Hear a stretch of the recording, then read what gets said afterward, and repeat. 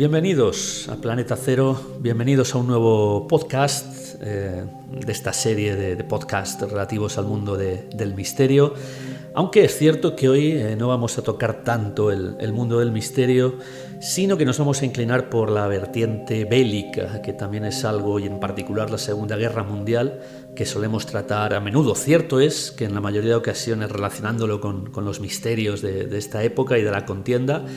Pero hoy lo que vamos a hacer, y no es la primera vez, por cierto, que lo hacemos, es recomendar una novela. Me hubiese gustado hacer un podcast de vídeo hoy, pero seguimos teniendo problemas con el vídeo. Ya los tuvimos hace unos cuantos días en el último podcast que hicimos. Así que bueno, nos vamos a conformar con el audio. En cualquier caso, lo que quería era recomendaros la última novela de nuestro colaborador, John Shepherd. Es algo que hacemos siempre que él saca alguna nueva novela.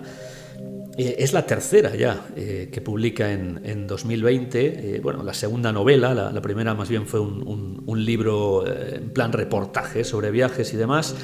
Y estas dos últimas novelas pues son básicamente, si las podemos clasificar dentro de lo que es la novela histórica de ficción o de investigación, ubicadas en la Segunda Guerra Mundial. Yo no sé si recordaréis, muchos de vosotros, nuestros seguidores habituales, la anterior novela de John Shepherd, que era El hombre de confianza de Hitler, una novela muy interesante y en la cual trataba muchos de los temas y algunos más de los que en ocasiones hemos hecho monográficos aquí en los podcasts de Planeta Cero.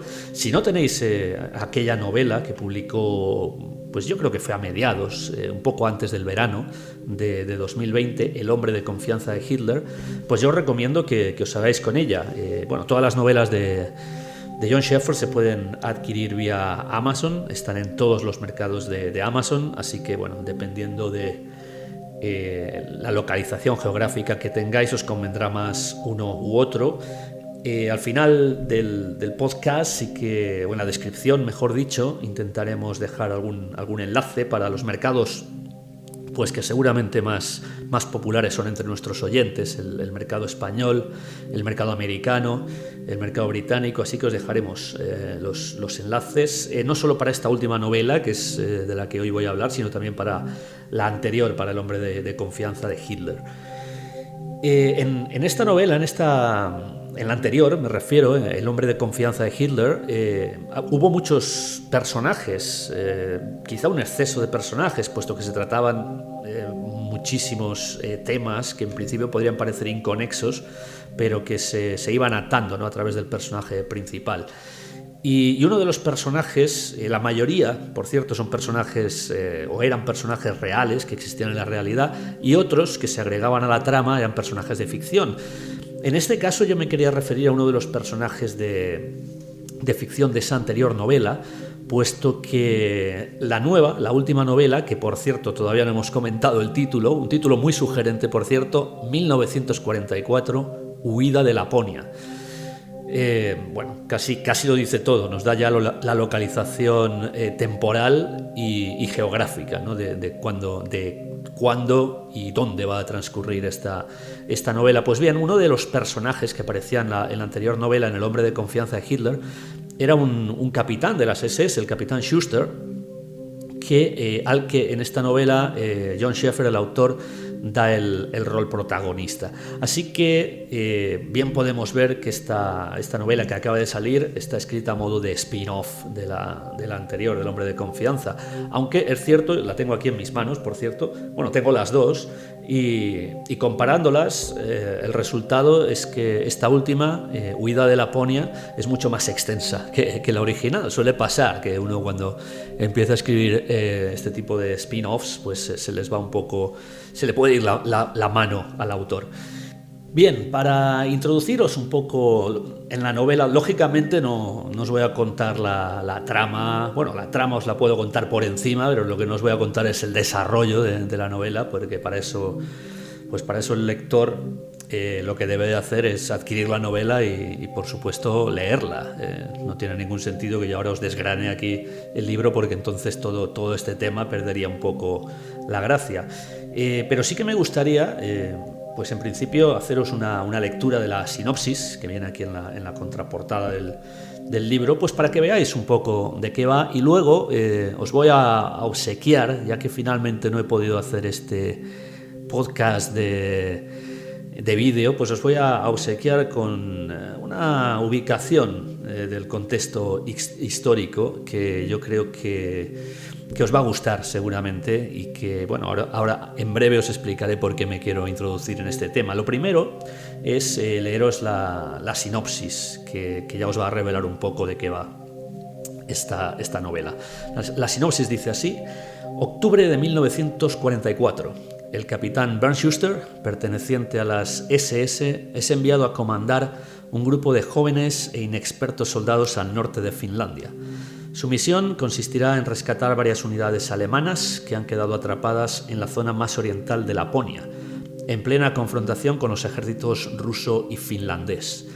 Sin embargo, toda la operación parece irse por la borda incluso antes de empezar, cuando el avión que transporta este comando se estrella en un perdido bosque en algún lugar entre Oulu y Rovaniemi.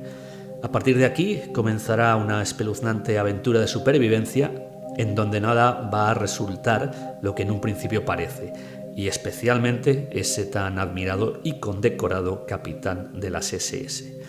La sinopsis continúa con un poco una descripción ya fuera de la trama de a qué viene y de dónde sale esta novela. Dice: 1944, Huida de Laponia, está escrito a modo de spin-off de la anterior novela de su mismo autor, El Hombre de Confianza de Hitler. Esto es algo que ya os comentaba. La narración se centra en la historia de uno de los caracteres secundarios de aquel libro, el controvertido capitán Schuster, y el complicado destino al que es enviado a finales de 1944, Laponia, justo antes de comenzar el crudo invierno ártico. Una novela dura y con escenas realmente espeluznantes, mezclando el ambiente bélico con las pruebas de supervivencia más extrema y sumando como ingrediente especial la desquiciada y enfermiza mente del protagonista principal de la trama. Bueno, si con todos estos ingredientes creéis que os puede gustar la novela, pues ya os digo, la podéis conseguir, lo mismo que justo la anterior, a la que me refería, El Hombre de Confianza de Hitler. Esta novela, 1944, Huida de Laponia, la podéis conseguir en cualquier mercado de Amazon, independientemente de vuestra localización geográfica. La novela se encuentra en todos los mercados. Además, me comenta recientemente el autor, porque la novela ya apareció hace aproximadamente una semana, pero que en los últimos días ya no solo está en formato papel, sino que también está en formato ebook. Así que bueno, pues los más clásicos, yo sinceramente soy de las personas que prefiere tener el formato papel. Me gusta leer la novela de esta manera, aunque ya sabéis que las novelas en formato papel, en formato, bueno, pues un libro clásico de toda la vida, suelen ser algo más caras en cuanto a precio que el ebook, lógicamente. Pero a mí me gusta tener las novelas en la estantería y darles varios repasos y, bueno, hacer incluso en ocasiones anotaciones. Lo prefiero. Pero para los más modernos, pues también, para los que os guste más el tema del ebook, está disponible en todos los mercados también en ebook. Así que, lo dejo a vuestra elección, el formato que prefiráis, y si la queréis conseguir o no, que bueno, yo os he leído aquí un poco la sinopsis y demás, y de qué va la novela. Después ya enjuiciar si os va a gustar o no, pues es cosa vuestra, y si queréis os podéis hacer con ella. Bien, os decía que aparte de presentaros la novela, que yo creo que ya lo hemos hecho bastante, hemos hecho la pelota bastante al autor y hemos puesto la novela por las nubes, me gustaría comentaros un poco el contexto histórico de la novela, que yo estoy seguro que a muchos de los oyentes que llegan aquí a escuchar un podcast de Planeta Cero no quieren solamente pues que les haga promoción de un libro que acaba de salir, sino que les cuente algo, lo relativo no a la novela en sí, sino a lo que la rodeaba en aquella época, el contexto histórico, básicamente. Y es interesante, yo estoy seguro que os va a gustar, porque el tema de la guerra de Laponia, que es donde se ubica concretamente en el tema temporal, es donde se ubica esta novela. La guerra de Laponia no es en absoluto conocida, es una batalla que aconteció durante la Segunda Guerra Mundial, casi al final de la Segunda Guerra Mundial, durante finales del 44, principios del 45, lógicamente en la zona más norte de Finlandia, en Laponia.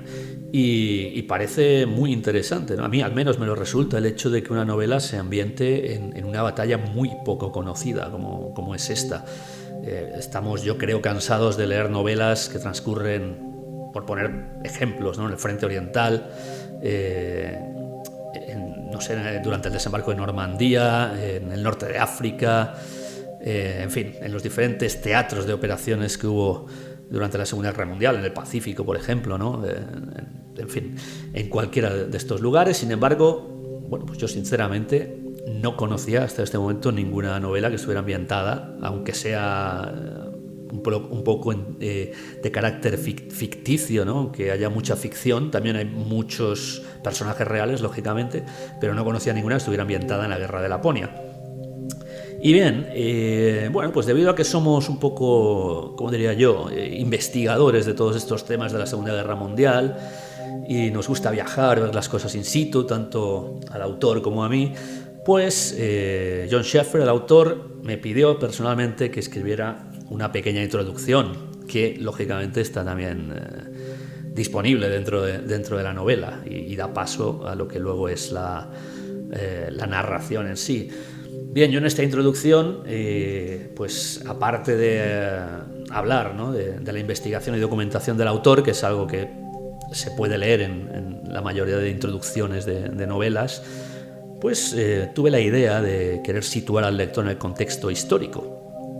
Así que, bueno, pues escribí unas cuantas páginas, ¿no?, ubicando lo que era el momento y el lugar, esa guerra de Laponia en el año 1944. No os lo voy a leer entero, lógicamente, pero os voy a hacer un pequeño resumen aquí en el podcast de lo que fue el contexto histórico que rodeó a esta guerra de Laponia y concretamente a esta novela, 1944, Huida de Laponia. Fijaos, la historia comienza realmente en el verano de 1944, cuando el Ejército Rojo, los rusos, lanzan la ofensiva llamada de Vyborg-Petrozavodsk, una ofensiva lógicamente contra Finlandia, en la que finalmente Rusia consigue una importante victoria. Hay que decir que Rusia y Finlandia llevaban enfrentados durante pues prácticamente todos los años desde que se inició la Segunda Guerra Mundial, y los finlandeses habían combatido con bastante éxito a los rusos. Combinaban ciertas derrotas con victorias, pero y lograron importantes victorias, como por ejemplo en Suomussalmi. Bien, finalmente se puede decir que con esta ofensiva los rusos obligan a Finlandia a firmar el armisticio de Moscú, y mediante este acuerdo los finlandeses se ven obligados a romper cualquier lazo diplomático que tuvieran con Alemania, que hasta ese momento había sido su aliado en la Segunda Guerra Mundial. Y bueno, a raíz de esto, Finlandia debe de expulsar a todo cuerpo armado que estuviera en suelo finlandés a partir del 15 de septiembre de 1944. Se les daba hasta esta fecha, hasta el 15 de septiembre, para retirarse pacíficamente. A partir de entonces, Finlandia cambiaría de bando en la Segunda Guerra Mundial, ya prácticamente al final, y y bueno, combatiría a los alemanes. Como digo, previamente Finlandia había combatido con bastante éxito todo intento de incursión en su territorio por parte de los soviéticos. Os comentaba antes la guerra de invierno, diciembre del 40, enero del 41. En esta batalla un número muy reducido de inexpertos soldados, también civiles, derrotó sin remisión al que era el grandísimo y todopoderoso Ejército Rojo. En la famosa batalla de la carretera de Rate, que por cierto os comenté hace ya bastante tiempo, hice aquí un especial en un podcast en Planeta Cero sobre la carretera de Rate. Os recomiendo que lo busquéis porque realmente es muy interesante. Os comento el viaje que hice allí, a ver el lugar in situ. Bueno, esta batalla fue bastante importante, aconteció en esta época, diciembre del 40, enero del 41. Y bueno, la magnitud de fuego de los rusos, que entonces era enorme, se quedó atascada en mitad de un camino absolutamente impracticable que conducía desde la frontera hasta la villa de Suomussalmi, que os comentaba también antes, y bueno, que sirvió también, aparte de que a esta batalla se la conozca como la Guerra de Invierno, también en ocasiones se la conoce como la batalla de Suomussalmi. Bien, pues en este lugar, cerca de esta villa finlandesa, un enorme temporal de nieve hizo caer la temperatura hasta casi 40 grados bajo cero a lo largo de aquel invierno. Así pues, los aguerridos y bien adaptados al terreno combatientes finlandeses pues hicieron sucumbir a cientos de miles de soldados rusos, una auténtica destroza para el Ejército Rojo. Pero volvemos.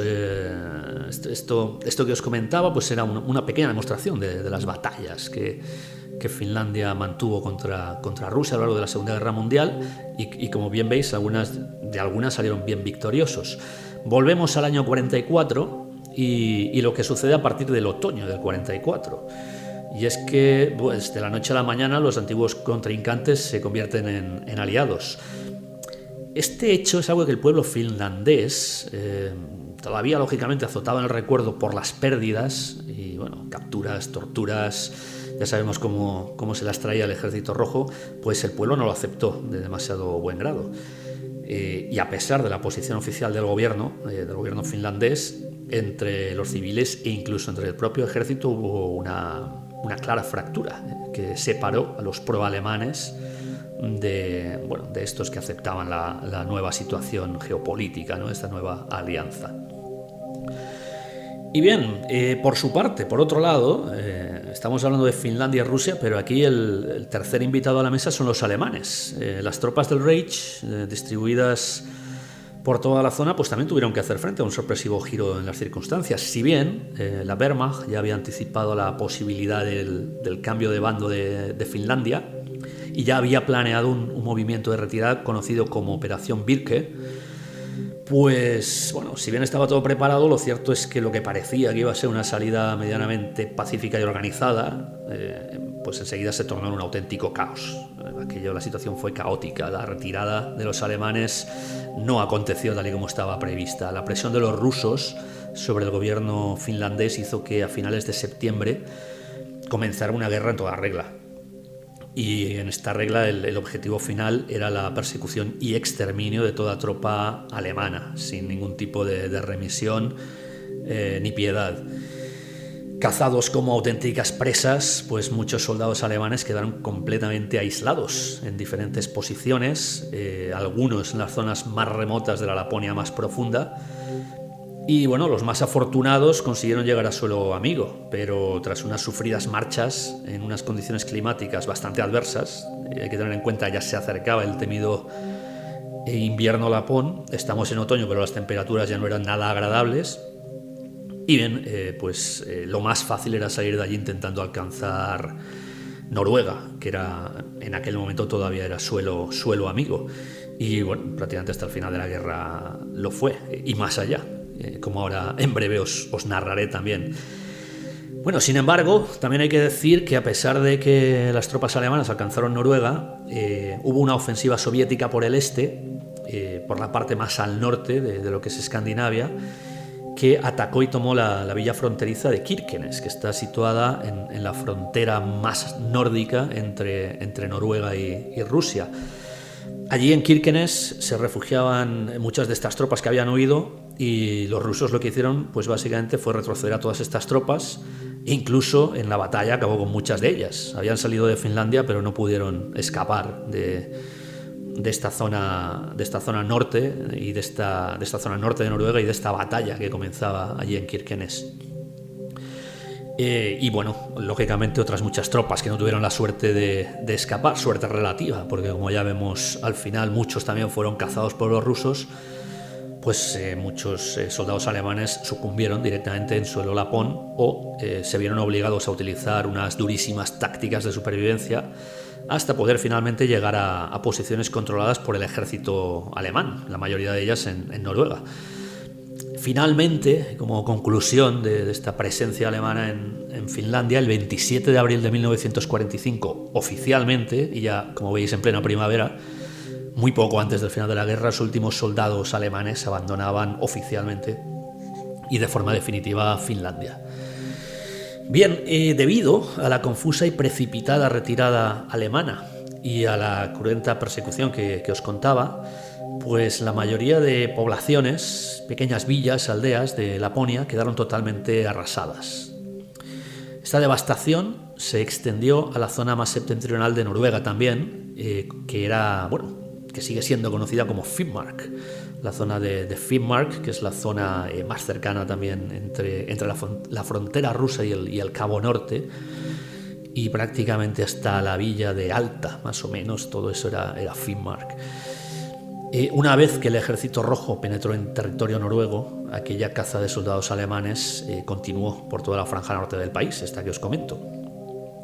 Incluso recibieron también los rusos la ayuda de comandos británicos que llegaron hasta la zona por mar. Incluso hay también reportes de que hubo alguna incursión paracaidista, aunque no fue la más importante. Básicamente hubo varios desembarcos en el norte de Noruega, que fue, y bueno, sobre todo la Royal Navy, lo que más ayudó a esta persecución. En cualquier caso, y refiriéndonos a los civiles y nativos de la zona, que no estaban en principio en conflicto, y bueno, los cuales lógicamente son representados por el pueblo Sami, el pacífico pueblo Sami, este pueblo esquimal, que normalmente se le llama pueblo lapón, los lapones, aunque es cierto que el apelativo lapón es algo más despectivo, ellos prefieren que se les llame samis. Pues bien, el pueblo sami fue quien realmente sufrió todo esto, puesto que tuvieron que padecer un invierno muy crudo. Y bueno, la mayoría huyeron al sur, cruzaron la frontera con la vecina Suecia, que era en aquel entonces neutral, y los que no pudieron huir pues se vieron obligados a hacer frente a unas temperaturas extremas, habiendo perdido prácticamente todas sus pertenencias. No tenían comida, no tenían refugio, así que, y bueno, con una climatología, como os comento, que os podéis imaginar, realmente adversa, en la zona más al norte de toda Europa, en la zona más al norte de toda Escandinavia, pues aquellos personajes pululaban cual cadáveres andantes, esperando una muerte casi segura, atrapados en lo que era una pinza entre ambos ejércitos, el ruso y el alemán, buscando cobijo, ya que las villas estaban totalmente arrasadas, pues en cabañas, en pequeños refugios denostados, incluso al abrigo de embarcaciones de pesca que eran dadas la vuelta y las utilizaban a modo de cascarón protector, lógicamente en mitad de un paisaje absolutamente gélido y blanco, como os podéis imaginar. Ahora me gustaría también referirme un poco a los personajes históricos que hubo en la contienda, y especialmente referidos en lo que fue al bando que finalmente salió derrotado, y al bando alemán, básicamente. Y es que al frente de las tropas germanas en combate durante este conflicto estaba la figura de un general mítico e incluso condecorado, ya que se le otorgó, entre otras condecoraciones, la Cruz de Hierro. Era el general Oberst Lothar Rendulic. Posiblemente hayáis oído hablar de él, el general Rendulic. Bien, pues era un general austríaco que a partir de junio del 44 fue puesto a cargo del 20º Cuerpo de Montaña. Enseguida se hizo responsable de todas las tropas estacionadas en Finlandia, intentando organizar aquella huida, y más tarde también estuvo comandando las tropas, no solo finlandesas, las que estaban ubicadas en Finlandia, sino también las que estaban ubicadas en Noruega por parte del ejército alemán. Bien, parece ser que Rendulic sufrió una de las peores derrotas. Aparte, ya os comenté que la retirada alemana fue realmente caótica, hasta el punto de que se le relevó. Fue trasladado en enero de 1945 a Checoslovaquia. Sin embargo, dejó algunos hechos para la historia este general Rendulic. A él se le atribuye la destrucción total de la ciudad de Rovaniemi. Yo no sé si alguno de vosotros habéis visitado esta ciudad, que es bastante turística, os lo comento por esto. Es el inicio de Laponia, y bueno, a día de hoy es una localidad reconstruida lógicamente después de la Segunda Guerra Mundial, muy moderna, y a las afueras de Rovaniemi se encuentra el famoso poblado de Santa Claus, del mítico personaje de color rojo y de barbas blancas. Pues bueno, ahí lo que hay realmente es un fantástico parque al más puro estilo de Disney World, pero concentrado en la figura de Santa Claus. Lógicamente tienen allí también al propio Santa Claus, que es un individuo muy bien pertrechado y vestido para la ocasión, que sienta a las personas, no solo niños, también a los adultos, los sienta en sus rodillas y les cuenta unos cuantos cuentos. Bien, os lo comento por esto, porque Rovaniemi es una villa que a día de hoy es muy turística, bastante visitable, y bueno, y entre su historia está la destrucción que sufrió a finales de 1944, ordenada por el general Rendulic, cuando las tropas estacionadas en Finlandia, y concretamente con el cuartel general ubicado allí en Rovaniemi, pues el general directamente ordenó arrasar y destruir completamente la ciudad. Curiosamente, el general, en principio había un proyecto para evacuar a las tropas por el Báltico, bajando desde Rovaniemi hasta otra ciudad muy importante como es Oulu, ya ciudad costera. Sin embargo, teniendo en cuenta los combates que había al norte y las tropas que habían quedado aisladas en su retirada y que, como comentaba antes, acabaron en Kirkenes, en Noruega, pues el general Rendulic lo que hizo fue marchar hacia el norte, hacia Kirkenes, a combatir en aquella batalla que, como os comentaba antes, pues también acabó bastante mal. Acabó en un nefasto fracaso para los alemanes. Hay que destacar también que había numerosas tropas de las SS, que, bueno, ya sabéis todos de la conocida efectividad y crueldad en combate que solían tener las SS. Curiosamente, las tropas estaban bastante mezcladas con la Wehrmacht, con el ejército regular, y sin embargo, bueno, pues toda esta presencia de soldados de élite tampoco sirvió para mucho. Al final, lo que sufrió Alemania fue una derrota total, que bueno, es cierto que tampoco yo creo que podamos culpar ni al general Rendulic ni a las tropas ahí estacionadas, puesto que si extrapolamos lo que estaba sucediendo a finales de 1944 y principios del 45 en esta zona de Escandinavia, lo extrapolamos al resto de Europa, pues vemos que realmente los alemanes perdían en absolutamente todos los frentes ya. Mientras la marcha del general Rendulic, y ya habiendo perdido toda posición en Finlandia, aparece otro personaje, el general Franz Böhme, que se ocupa de comandar las fuerzas alemanas ya en Noruega, puesto que, bueno, los que quedaban en Finlandia habían prácticamente sido olvidados a su suerte. Desde Berlín, teniendo en cuenta el avance de las tropas aliadas, tanto por el este como por el oeste, hacia el corazón de la patria, pues hubo quienes pensaron que tal vez Noruega podría convertirse en el último bastión del Reich en aquella guerra. Incluso, entre toda aquella confusión que estaba llegando con el final de la guerra, sonó la posibilidad de trasladar al mismísimo Adolf Hitler al país escandinavo. Y bien, aquí ya sabéis, los que me conocéis y sigáis más o menos los podcasts de Planeta Cero, Ya sabéis a lo que me debería de referir en este momento, no a la posibilidad o a los rumores que decían que Hitler fue trasladado a Noruega, sino a la realidad. Aunque es cierto que hay otras muchas teorías, ya que ninguna finalmente fue confirmada, de cómo finalmente Hitler escapó de la guerra y consiguió llegar a Argentina. Hay quien dice que esto es una teoría, para mí es historia más que probada, por mucho que algunos lo quieran negar. Aquí el tema no es si Hitler llegó a Argentina y a Patagonia, donde se estableció. Aquí el tema sería ver qué ruta tomó.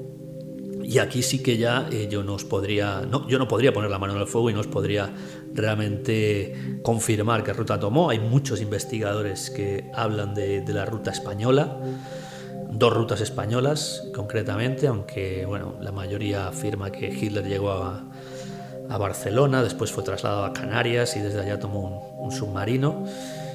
Yo siempre me he inclinado más por la ruta que afirma que Hitler salió desde un puerto noruego, posiblemente Stavanger, aunque hay otras teorías que dicen que posiblemente fuera Bergen.